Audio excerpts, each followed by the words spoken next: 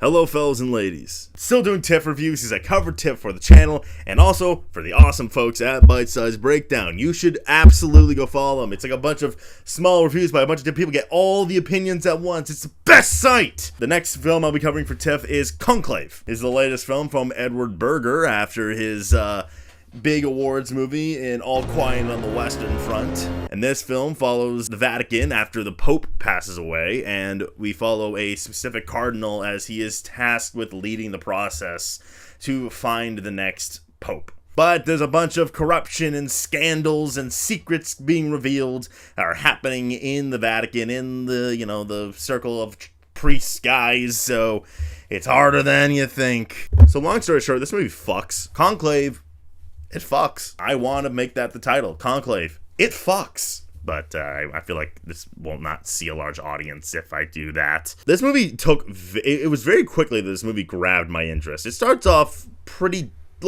dour, which I don't say insultingly, it's setting itself up.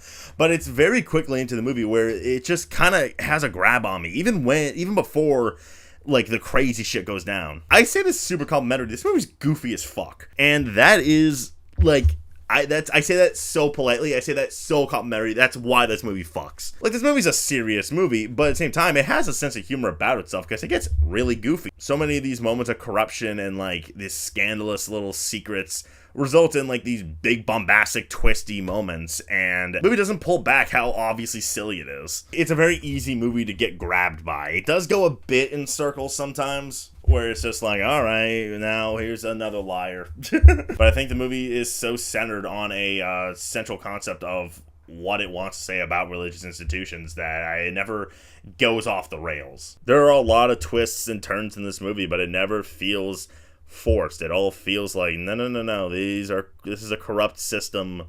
Let's comment on that. And it's all put together by a very, I really like the tone of this movie. I really liked All Quiet on the Western Front, but I wouldn't call it a unique film. It's very much a war film and I don't say that insultingly by any means. The movie has its own tone going for it. Not saying it's groundbreaking, but it has that right balance of it's taking itself seriously, but it's also having fun. I think it's part of it is how, Edward Berger decided to shoot the film with cinematographer Stefan Fontane. I'm sorry if I mispronounced that. The movie, has a very interesting look to it. It's very well shot and well put together. Its use of natural lighting, especially certain moments with the windows and shit look really, really nice. It gives the movie a very serious tone, but again, it's silly. And I think that balance is so flawless here with what Edward Berger was trying to do. Also, Ralph Fiennes is so fucking good. Probably one of my favorite performances I've seen from him in a while, aside from maybe The Menu. It's a very resigned performance. He's very much a guy who just wants things to be the same. He just wants consistency, and we see that so well through just eye acting, the way he speaks to certain people, the way he commands a room. He doesn't have his big bombastic moments, but even if that's what you're into, I think you'll still find a lot to admire about Ralph Fiennes in this movie. The entire ensemble is all excellent. My personal standout was Isabella Rossellini. She has very little screen time. She barely has anything to do, and yet you remember her very well. It's the way she looks at you, at the camera, at the other characters that is so memorable.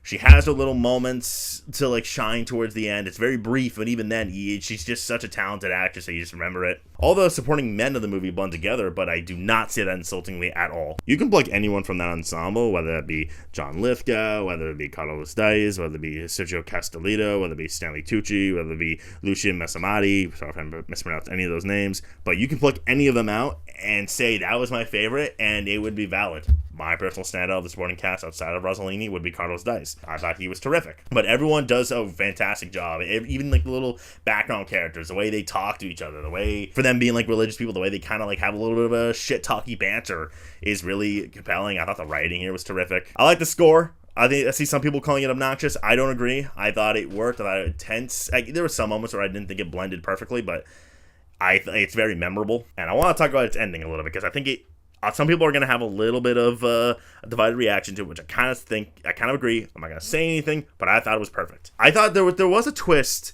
a big twist that I was all right, that was obvious. They kind of spelt it out for us. And then something happened as a result of that, then we go, oh shit, okay, what are they doing that? And it was, in my opinion, perfect. It was not spelt out for us. It was properly set up, and it was properly shocking. And what it was to the plot was perfect.